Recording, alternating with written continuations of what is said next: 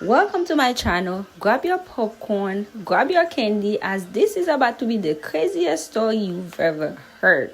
How this young lady was framed in Korea by her ex-boyfriend on a drug trafficking case. Guys, this story have so many twists and turns, it would left you on edge. Listen to this story and let me know in the comment if you think this young lady missed the red flag in the beginning. She clearly was dumb, as many of us. So let's get this story on the road, guys. Keep watching. I am currently facing life in prison in a foreign country. And if you've been following my account over the past year, you know that I was framed for a drug crime in a foreign country by my ex-boyfriend. I've had dreams to move overseas for probably 5+ years. For the last 5 years of my life, I quite literally, if you know me, if you're close to me, you know that I have always dreamt of living overseas. That has always been one thing that I've always said that I wanted to do. And I always said I want to do it for at least a year. I just want to go overseas. I want to try it out. I want to experience life outside of America. So this was a dream that I had set, and it was in my 5-year plan. And I hit that mark right at the end of my 5-year plan. So I quite literally had someone in my life at that time who was there to cause a complete detour and a complete distraction. I had someone there who wanted my life and would stop at nothing to make sure that I no longer had my life. The life that I've been working hard for most of my life. So yeah, we're really going to get into the spiritual aspects, everything. There's just so many components of this story, and I can't just jump into this is what happened overseas. No, we got to go into what really happened and how we even got to the point of someone being able to frame me for drug smuggling in a foreign country. My intuition has been screaming at me to start this freaking story time, and I have to stop ignoring it at this point.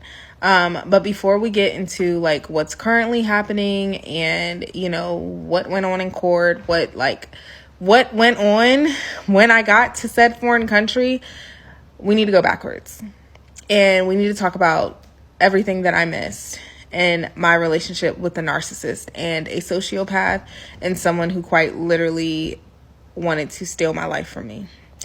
At the end of the day, if I can help 2 people who are currently in a relationship with a narcissist, or who are currently going through some of the situations that I've gone through, and when I tell you, from physical abuse to sexual abuse to emotional abuse to verbal abuse, everything in the last 2 years, I've quite literally been through it all. And if I can help someone through the situation or out of the toxic situation that they are currently in, this stuff is real, man. And someone quite literally tried to take my life from me, in the physical sense and in a literal sense, if that makes sense. But let's get started with this story time. But like I said, we're going backwards. So it's going to be a season 1 and a season 2. This season 1 is pretty much everything that I missed from start to finish that I can think of right now in this moment. Let's go. So part 2 of the Menace saga. My ex will be referred to as the Menace moving forward, because that's quite literally what he is. And I just want to say, before I get started with this part, I am not putting all the blame on this person. At the end of the day, like I said, I didn't follow my intuition. I didn't follow my gut feelings, and I did not look at the red flags. This story time is quite literally going through everything that I freaking missed, while I take full accountability for the role I played in having this person in my life, and for all the signs that I miss. I take full accountability for that. So for the comments that are already starting to come in, like, you need to take accountability, my accountability is there. And that's why I'm doing this story time. And I'm doing this story time to quite literally help other people and to bring awareness to other people. So not to this comment or this commenter, but like, let's just not even go there. Like, don't even go there. Thanks. So to start with part 2, as I already said, he worked for the mayor. That checked out. That was correct. In the beginning, he said that he owned a house, and the house had flooded, and that they were like working on repairing the house, and the house was so big, it had 5 bedrooms, and it was just too big for him, and he was planning on putting the house up for rent, and then like just using part of that money just for like a little apartment or something in the city. So that was like the story that I got in the beginning.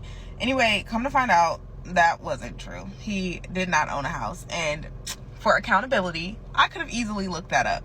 I didn't. I just took what he was saying at face value. I really, quite literally, didn't think that someone could come into your life and lie as much as this person like lied. I was not even like thinking that at all. Like, I wasn't thinking that.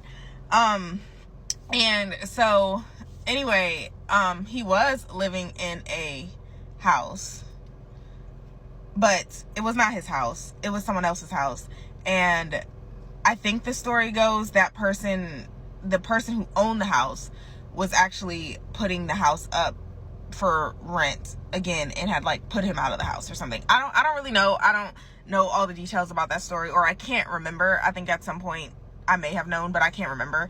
And mind you, also, the way I'm telling you the story is hindsight. Hindsight is 2020. While I was going through the situation, I was not paying attention to everything that I know now, or I did not know everything that I currently know now. Everything was kind of taken at face value, like, because like, why would someone just be lying about everything? I mean, everything. So once I started letting him come over to my house, it was kind of like he always wanted to be there. He never really left. My apartment building was a party building in the city. Like, there were always parties, there were always house parties, there were always pool parties, rooftop parties, whatever the case may be. So one day I worked 2 jobs. I had a day job and a night job. And I was at my night job, and I didn't know that the menace was like still like just in my apartment building. So people were sending me videos and pictures of him being at a house party in my apartment building, and initially I was just kind of like, that's weird. Like, and like people were like, hey, is it okay that he's here? Like, and I'm like, I mean, that's kind of weird. Like, why is he just hanging around at like my apartment complex? But like, again, didn't really take it into consideration. So when I got home this night, he's like rushing to come tell me a story. And mind you, I'm getting home at like 2 a.m., maybe 3 a.m. I don't know. He's rushing to come tell me the story about how this girl at this party was trying to talk to him, was like trying to get with him, and was telling him that he was poly, that she was poly, basically insinuating that she wanted to be in a relationship with me and him at the same time. And like, all this stuff that was not like, I'm not comprehending. I'm like, what? Like, that's not even the type of vibes that I give off, so I don't understand why she would, like, be talking to you about that. You know what I mean? Like, I was just kind of like, what? So I was like, okay, well, let's go up to this party. Go up to the party, nothing. So the girl ends up texting me later, and she's like, hey, like, we need to talk. So she comes to me, and she's like, hey, like, he made a lot of people feel uncomfortable at that party. He made a lot of women feel uncomfortable. He was very sexual. He tried to follow somebody back to their room. He just made people feel very uncomfortable, and I really think you should like kind of reconsider like this decision on being with him. Like, basically, like, long story short, that's kind of what she was doing. And so I was like, okay, took into account what she said. And like, in that moment when I was talking to her, like, I was already making the decision to not allow him back into my home. I was like, first of all, like, you're not going to have women feeling uncomfortable. Like, you know, like, absolutely the fuck not. And so I'm having this conversation with him, and I go up like, you're not about to be in my house having people uncomfortable. Like, you gotta go, like, pretty much. And so then I go up, and I start having a conversation with some of my friends who were at the party, and they were like, T, nothing happened. The person who told you that, she's been having a lot of problems in the building. She has something going on. She's starting drama with everybody. Nothing happened. He was a lot of fun. Everybody was just having fun. Nothing happened at this party. And this is multiple people telling me this at this point. So now I'm kind of like, okay, well, maybe she's just starting something. Like, what the hell? But no, she was right. Ended up like coming out that later ended up coming out that he had actually at this particular party went into a bathroom. Another girl was in the bathroom trying to use the bathroom. He went into the bathroom, took his wee out while she was in the bathroom, and starts using the bathroom while she's in there. Other things happened, but these things didn't come out until later.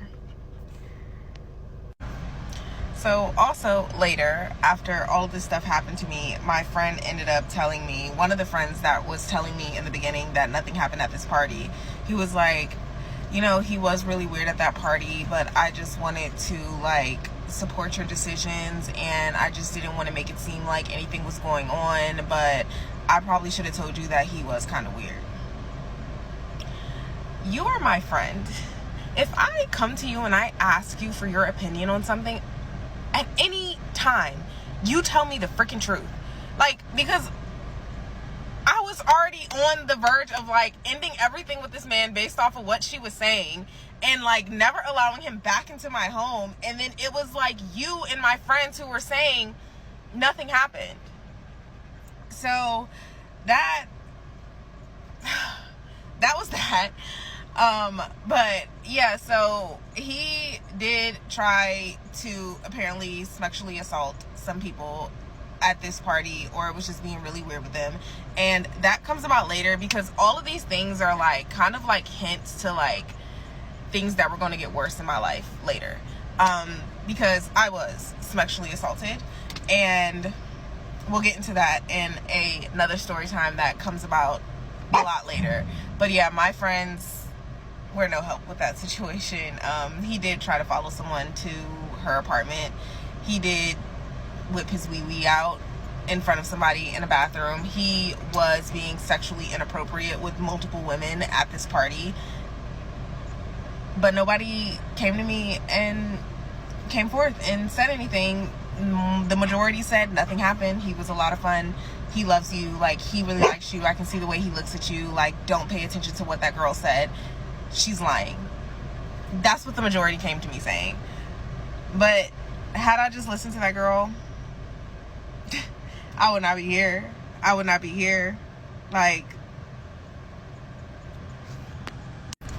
so also, mind you, when they were telling me that this girl lies and not to listen to her, not to believe her, I'm instantly going into protect black men mode. Because now there is a person outside of my race who is accusing someone of being sexually inappropriate with women. And so now I'm like, all these people are saying you're lying. You're not about to do that to a black man. Mind you, hindsight's 2020. This is a black man that should have never in life been protected. He should have been put out. I should have never spoken to him again. But the majority said she was lying and he was fine. So, protect black men. Never again. All right, so back to part 2. The friends that were telling me nothing happened were men and women. I am not still in communication with the majority of those people who told me that nothing happened. They weren't necessarily like best friends or anything. They were more so acquaintances and good neighbors, like, you know, people that I partied with often because I was in a party building. But I can't say that they were like besties or anything like that. No. All right, so this leads me to a dentist appointment that the menace had. The menace said that he had a dentist appointment. He had to get a tooth pulled. I was like, oh, like, do you need me to pick you up? And I was like, are they putting you under, putting you on like laughing gas or anything? Do you need me to pick you up? And he was like, no. They said that they don't need to put me under. They're just numbing the mouth. So I'll be good. I'll be able to, see you afterwards. And I'm like, okay, cool.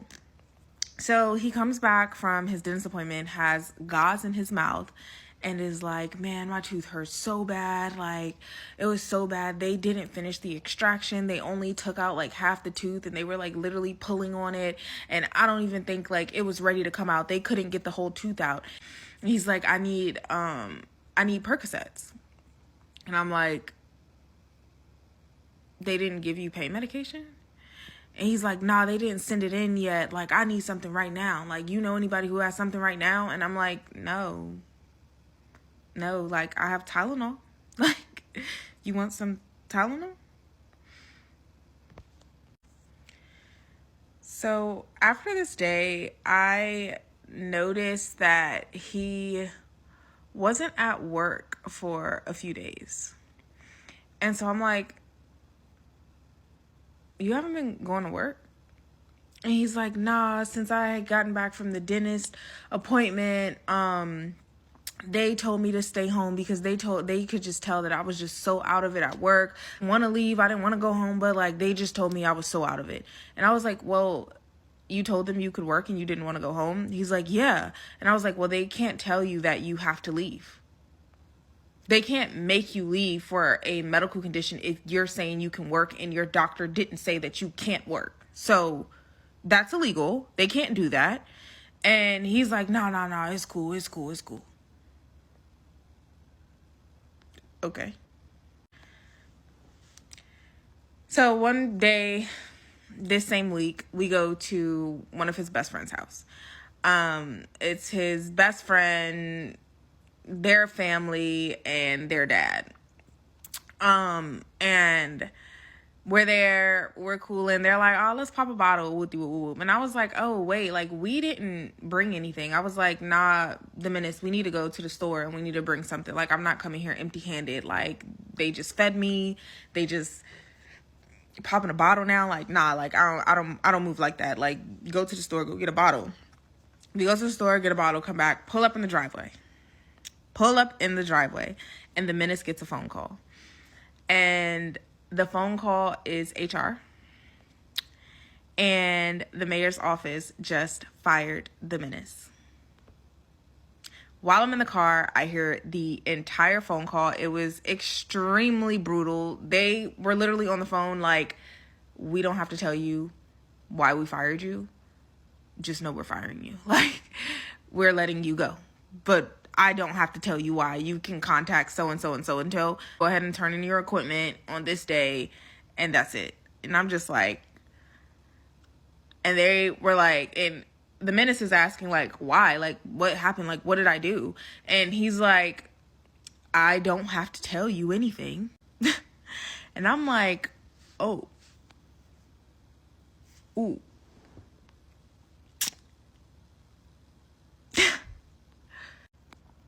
So we're in the driveway of his friend's house. And we walk inside. My face is bloodshot. Like, I'm in my head, I'm like, what do I do right now? Like, I'm in a relationship with this guy. He just lost his job.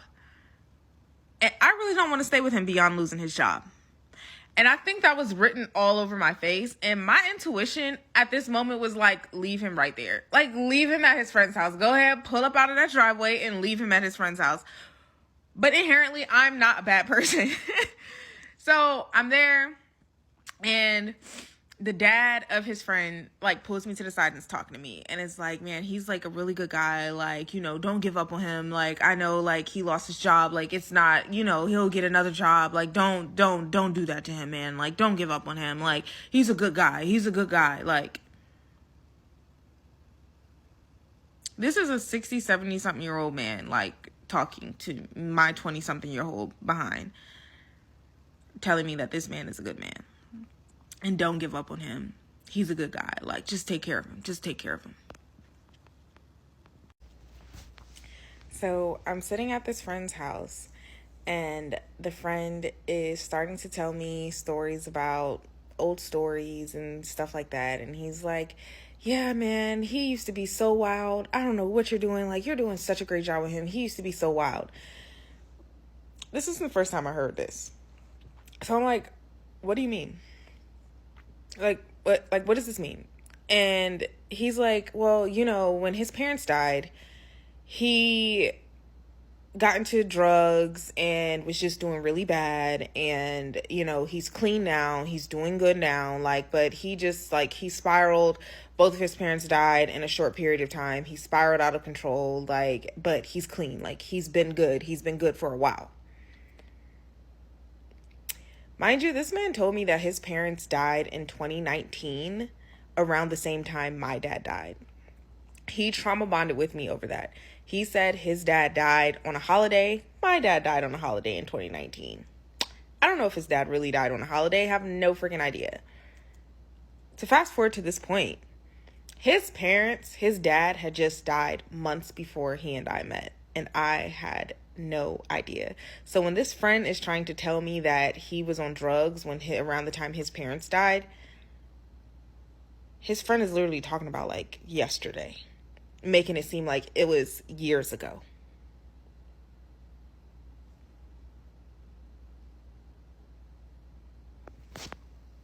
So now we start to get into the drugs.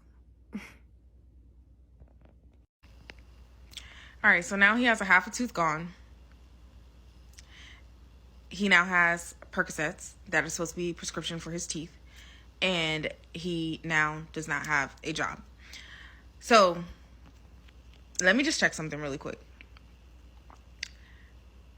My intuition was telling me to leave after he lost the job. My moral compass is what made me stay. But I really strongly believe that it was my intuition, like, this is another red flag. Go. Like, go. Like, that's what was happening. And my moral compass overrode my intuition. Because I was like, that's messed up. Like, I can't do that to him. Like, you know, like, he was just working for the mayor. Like, he's been there for, like, over a year. Like, he can easily get another job. You know? But that was not the case. That was not the case, and we're going to get there. So, his teeth. He now has Percocet. All right, cool. I now hear a conversation with him on the phone with his sister. Apparently, he has this large inheritance. His sister has to sign off on him taking out money from his inheritance, and he has to sign off from his sister taking out money from the inheritance. So they both basically have to be in agreement for either one of them to take money out of the inheritance. That's what he said. I don't think that that's true. I think that his sister has control over his inheritance, and I think that she's fully capable of having control over her own, and I think that that's the way it was set up. I think it's one-sided. She has control over his. But neither here nor there, that's alleged. That's just my thoughts. So anyway, he's on a phone call with her about getting money out of the inheritance because he has to get the rest of this tooth extracted. I don't hear the other side of the phone call. I don't know if he was really on the phone. I don't know, but that's what's going on. He's supposed to be getting money for this tooth. Bet. All right. So now some time is going by, and I've started noticing little changes in his personality. And one day, he walks into my house mumbling, like just babbling off at the mouth. I don't know, like, I'm really not making out too many words that he's saying. And I'm kind of like, okay.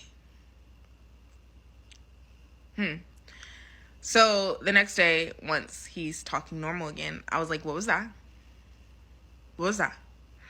And he's like, what? And I'm like, you were just mumbling words yesterday. Like, I don't even know what you're talking about. And he was like, oh yeah, I was just really drunk. I was really drunk, like really drunk. Yeah, my bad. I was just really drunk. And in that moment, I was like, you were not drunk. That is not alcohol. I don't know what it is, but I don't want to ever see it again. If I see it again, we will not be together. And that was that. That was that. So after this conversation, he starts talking about how he would never try boat and how he would never try meth. And I'm like, okay, that's random. Like, all right. And he's like, yeah. Like, I would never try boat. I would never try meth because, like, I think I would end up being addicted to those things. So I would just never try them. Like, do you see these people out in DC and, like, what they're doing and blah, blah, blah, and, like, how they are on the streets? I would never try boat and I would never try meth. So I'm like, okay, what's boat? What's that? And he goes into this whole spill of what boat is. And long story short, it's PCP, and it's a slang word for PCP in DC. And he goes into this long story about it, and I'm like, how do you know all this? And he's like, I mean, you know, I work for the mayor. Like, I was working for the mayor. Like, I have to know this stuff. I've been working for a long time, and I have to know this. Like, I'm the person who's, like, out on the streets who's supposed to be, like, helping people and, you know, just being a role model and things like that. Like, I have to know about these things because it's really prominent in DC. And I'm like, okay.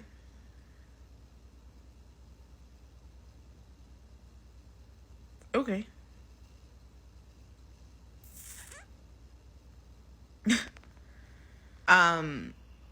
So moving forward from there, I started noticing that my tolerance for liquor was getting really low. And my tolerance for liquor really isn't that low. Like, I can go shots for shots. I can go rounds for rounds. Like, my tolerance for liquor was not low. Cutwater was my thing back then. If you live in DC, you know, like, or just in the States, like some places, if you know, you know. Cutwater was my thing back then. And he, like, was always bringing gifts. Every time I saw him, he always had a gift, always had something. And a lot of times it was, like, a new thing of Cutwater. And I couldn't figure it out. Like, I was just like, okay, maybe I need to cut back on Cutwater. But it was, like, anything or anytime I was drinking with him, my tolerance was so low. Like, my migraines started increasing. Like, I've always been prone to migraines.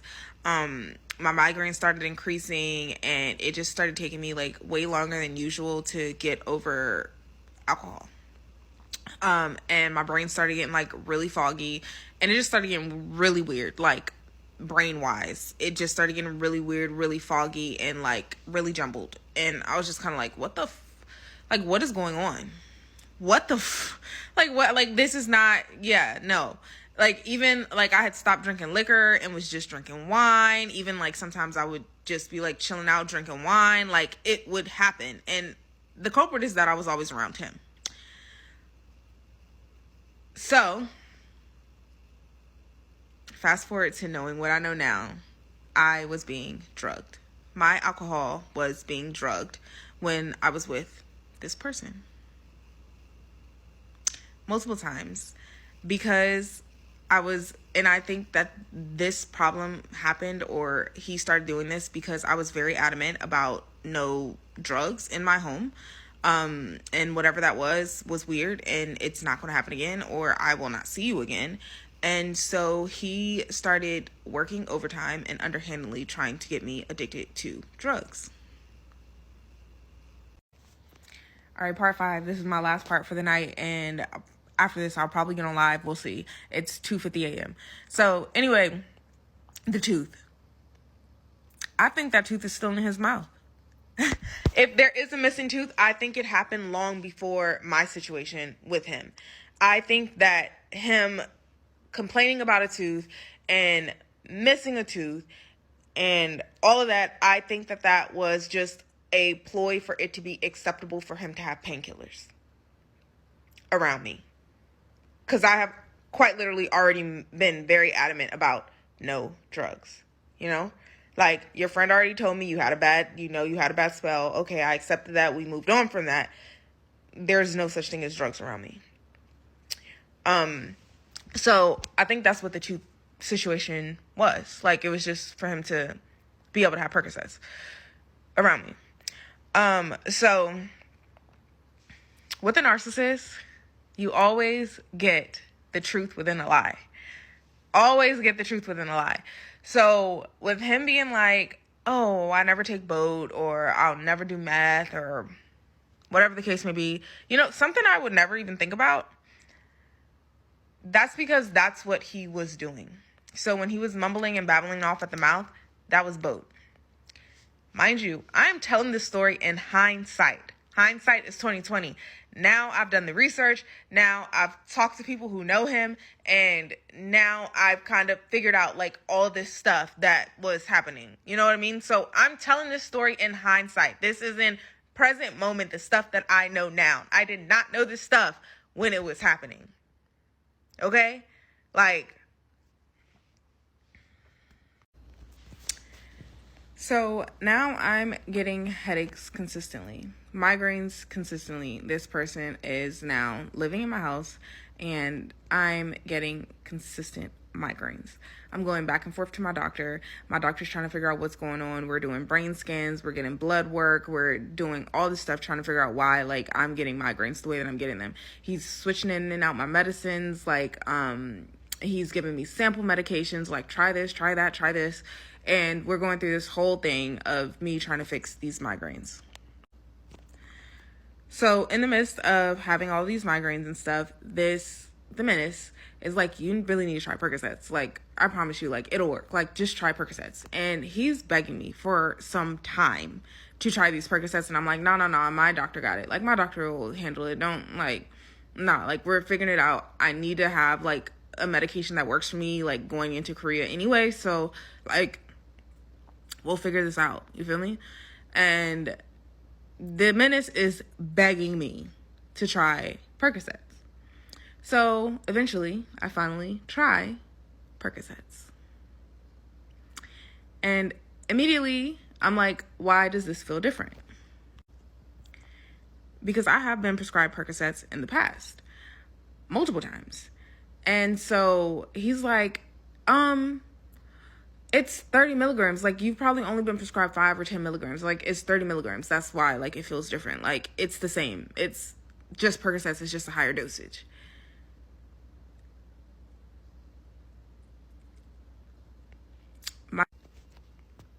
I'm sure you can guess by now what those Percocets were. But I am done with this story time for right now. I'll see y'all tomorrow. I'm going to get on live for a little bit, maybe to clear up some questions that y'all may have or some gaps for like this point on to part 5. But we'll pick this up tomorrow for part 6. Bye. Y'all, I've tried to record part 6 like 5 freaking times and it keeps deleting and I'm so irritating. Like, somebody get this devil up off me. Whoever the lady is, get it off me, okay? Because something don't want this story out, but I'm gonna get it out. So back to part 5, what the Percocets were. The Percocets was fent. They were Fetty. So now we are in an attempted murder situation.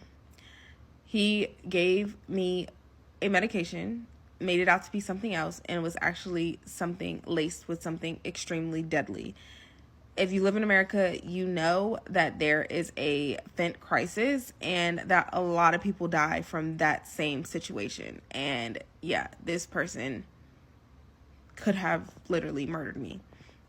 I didn't know that the perks were Fetty until getting to Korea. So that will come up later, but yeah, had no idea. So in my lives, everyone's been asking me about the family. What is the family saying? Where's the family? The rest of my part 6 deleted once again. This is the 3rd time making this specific video. So where's the family? The only blood family member that I know of his is his sister. He is not in contact with any of his other blood relatives. From what I know, from what he has told me, that's also a red flag. So when I first met his sister, I met his sister very early on in the relationship. Very, very, very, very, very early on. It was a red flag to me that he was so eager to want me to meet his sister. He was very eager for me to meet her and very eager for her to come to my home. He was not living in my home at this time, but he wanted to have dinner with her at my home. And at the time that she was visiting DC, I was kind of like confused because I'm like, why isn't she just staying at your house? Like, why is she getting a hotel? Why isn't she just staying at your home? Like, what's up? What's going on, you know? And so, you know, she comes over, whatever. Anyway, that eagerness, I think, came from him. He was using me to look like a better person in front of his sister. Like, oh, see what I have access to, see the person I'm with. Like, I was pretty much used to make the narcissist look better to the outside world. That was my role.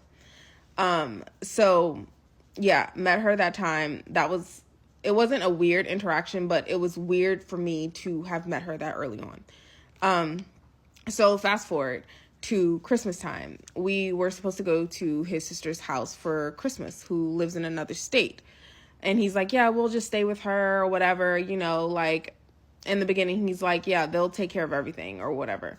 And I'm like, okay, whatever. So closer to Christmas, he ends up telling me, yeah, my sister does not want us staying at her house. We'll need to get a hotel. And also they want us to go in half on the expenses for Christmas, like the food and everything else, which isn't abnormal or anything. But by Christmas time, he had already lost his job at the mayor's office. So I'm like, who's paying for this? Like, you expect me to pay for flights, hotel, and food at your sister's house? Absolutely not. Like, it's not happening. And so I was like, you can go to Christmas, but I'm not going over there for Christmas. Also, like, I'm like, at this point, I'm kind of like, is it me? Like, why doesn't you're her brother. Why doesn't she want you to stay at her house? Like, what's going on? And he's kind of making it seem like it's a me thing. So I'm like, well, I'm not going over there. Like, I'm not going there. So fast forward, we didn't go to Christmas. Fast forward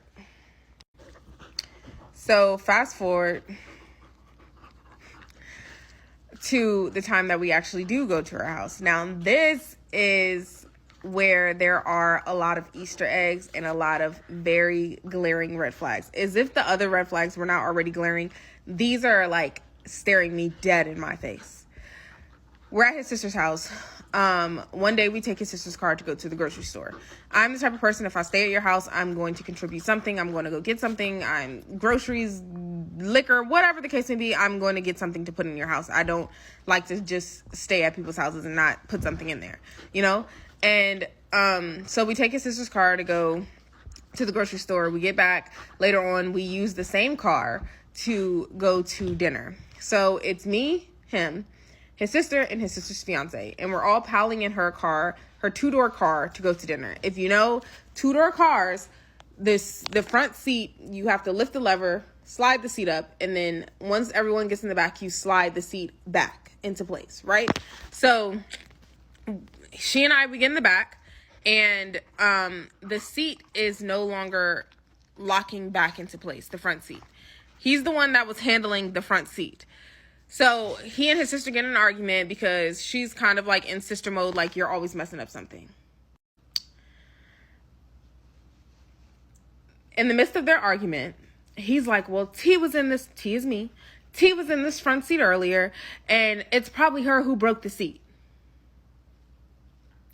The seat was fine before we just got in the car. Like, how was it? Like, I'm sorry, how did I just get in the middle of this, And so I'm just like, what? Like, how I get in this? How did I get in this? So he's going on to say, we'll pay for it. He doesn't have a job. Who's paying for it? Like, not I, And so later I'm like, what was that? And he goes on to say, I know it wasn't you. I know that you didn't break the seat, but I just didn't want her mad at me. And I knew she wouldn't have been mad at you. I knew she wouldn't argue with you, but she would argue with me. And I just didn't want her mad at me. And I'm utterly confused because I'm sorry. What? You just tried to blame something on me? Not only like am I here visiting your family because you wanted to come visit them, but now you're kind of trying to build a wedge between me and your family. And that is what narcissists do. They make the people closest to them not like the other, like they triangulate you and they make you not like the people around them. Like, it's the weirdest freaking thing. Okay, so number 2. One day I'm coming up into like our guest room, and I come in the room and he has thrown up on the guest bathroom floor. There are white bathroom rugs in the guest bathroom floor. He throws up on them. And I'm like, what happened? This is in the middle of the day. This is the next day. This is in the dead middle of the day. No one's hungover. No one drunk that much the night before. So I'm confused as to where the throw up even came from. But obviously we know now that it was probably drugs. So he's like, I'm like, just go, put the rugs in the washing machine. He's like, no. I can't do that. I can't do that. What do you mean you can't put the drugs in the washing machine? I don't know. Me and my brother maybe we're a different breed. I'm like, because I can use whatever I need to use in my brother's house and we're fine. Hell, me and my brother walk out of each other's houses with each other's stuff. Like, I don't ever have to ask to use the wash machine. So I'm like, just put the rugs in the wash machine. Just wash them. Like, it's not a big deal. He's like, no, I can't do that. Like, literally freaking out because he threw up on these rugs. And so he's like, I'm going to just tell her you did it.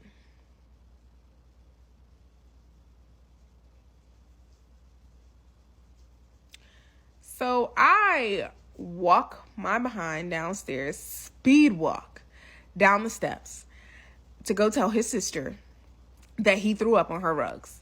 And her response was, oh, I love my brother, but he is so problematic. That should have been a red flag. I mean, all of it should have been a red flag. Should have been a red flag. And I'm just like, why would you try to blame me? Like, again, trying to make me look bad in the eyes of his sister. Like, not that I was working overtime to look good, but like, you're working overtime to make me look bad, like to make it look like I'm messing up her things and messing up her house when you're the one breaking up stuff and throwing up on people's floors. Like, why couldn't you make it to the toilet? So then one day he and I are watching TV and talking to his sister's fiance. We're all hanging out. His sister has taken a nap and we're all hanging out. Me and his sister's fiance are like kind of like laughing, joking about certain things that probably happened throughout the day. I can't really remember the conversation or anything like that. So the menace gets up. He's upset, visibly upset. And he starts walking out of the room. So obviously at this point now, I have to leave with him because out of respect, I'm not going to be up here with this woman's fiance by myself,